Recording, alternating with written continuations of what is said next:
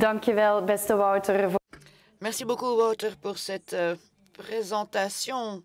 La stratégie est claire, où on essaye d'être cohérent et bien entendu, il y a cette plateforme intégrée My Product Manager. Maintenant, on va détailler un petit peu de quoi il retourne et on va parler avec le CEO de Vercel Laga, Koen van den Abel. D'abord, merci pour votre présence. Ce que je vais dire maintenant ne va surprendre tout le monde, ne va surprendre tout le monde. On est passé avec la COVID-19, à la digitalisation de notre société, le commerce s'est accéléré.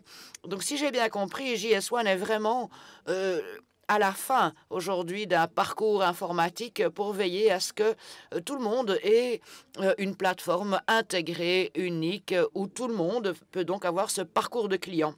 Alors, c'est vrai que heureusement, il y a quelques années, on a compris que nous étions une société technique avec beaucoup d'applications, de méthodes de connexion, beaucoup d'écrans, et donc difficilement accessible finalement. C'est ce qui a également été communiqué par les nombreux helpdesk.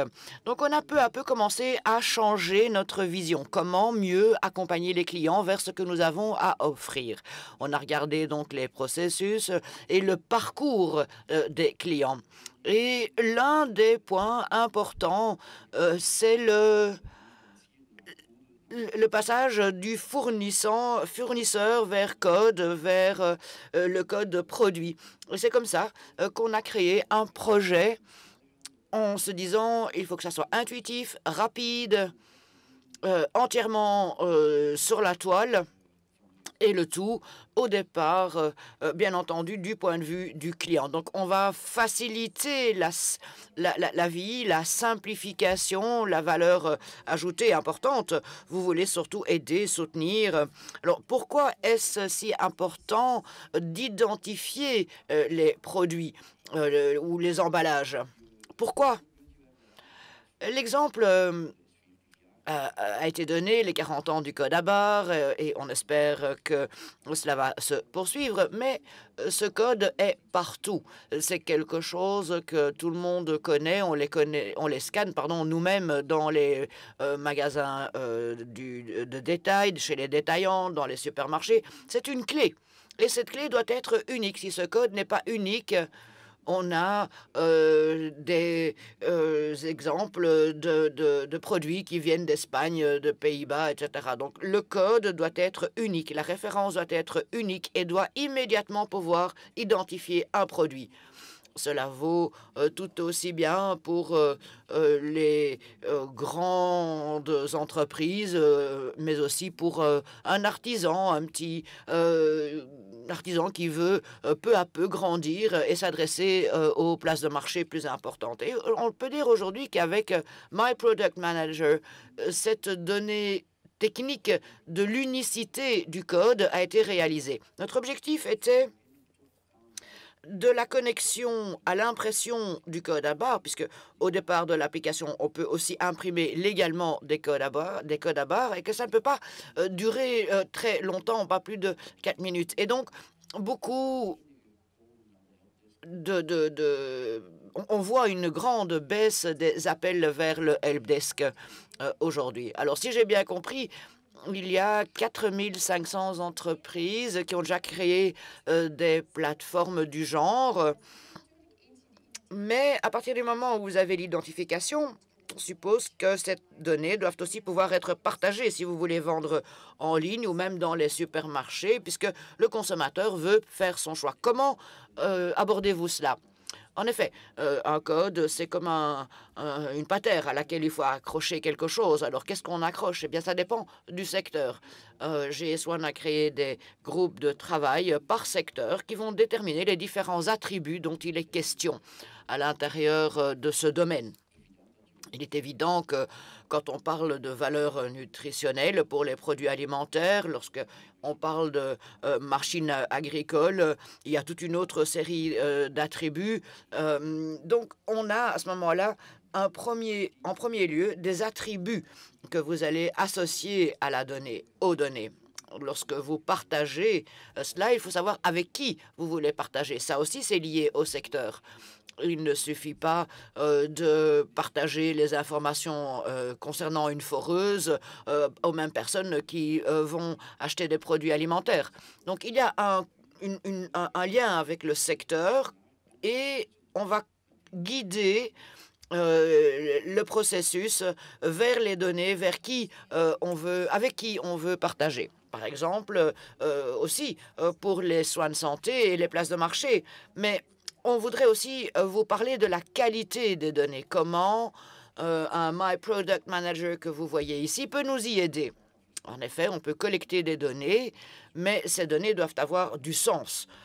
On y reviendra tout à l'heure. Donc, que faisons-nous avec My Product Manager? En fait, on regarde les données très simples d'un point de vue technique. S'agit-il d'un chiffre ou d'une lettre? Faut-il saisir quelque chose, encoder quelque chose ou pas? Bon, c'est vrai qu'il faut donner un nom de produit. Ça vaut pour tous les produits. Ça, c'est le côté simple. Puis, certains sont liés à l'entreprise. Par exemple, si vous avez les dimensions extérieures d'un carton, vous devez également donner les dimensions intérieures. Ça facilite à ce moment-là le traitement logistique de votre produit. Donc, il y a un certain nombre de choses qui se retrouvent dans ces groupes de travail, qui sont déterminées dans ces groupes de travail. Et à ce moment-là, soit c'est imposé. Si c'est imposé, si vous ne l'encodez pas, il y a une erreur qui est générée et vous empêche de continuer. Il y a aussi des suggestions, il y a des avertissements qui disent ça serait mieux que vous fassiez ceci ou cela. Et donc, on a ici, de manière très visuelle, ce qui se passe. Quels sont les avertissements en jaune, en rouge, les erreurs qui vous empêchent de poursuivre. Et donc, on donne les informations correctes concernant les erreurs. Ça, c'est lors de l'encodage. Mais au niveau du rapportage, auquel Wouter a fait référence, dès le départ, dès la conception de l'application, on a constaté qu'il fallait faciliter les choses. Et comme on le voit ici maintenant à l'écran, il y a le rapport du fournisseur de données, qui peut très rapidement voir quels sont ses résultats. Ici, c'est assez rouge, donc le résultat n'est pas très bon. Pour quelle part de produit? La même chose existe pour le client, où le client peut lui-même voir les informations, mais peut aussi voir qui sont les bons fournisseurs, qui sont les moins bons fournisseurs et chez qui je dois encore discuter. On trouve que c'est un des points forts de My Product Manager. Donc, en fait, vous concentrez sur la validation, le rapportage de ce My Product Manager. Je pense que c'était effectivement très clair. Merci beaucoup, Koen, pour ces explications. Donc, c'est clair comment vous, clients, utilisez le My Product Manager pour partager les données et la validation. Et grâce à cela, les fournisseurs sont aussi au courant à tout moment de la qualité de vos données, ce qui n'est pas négligeable, surtout lorsqu'on parle de la qualité des données. Alors, comment JS1 peut vous soutenir?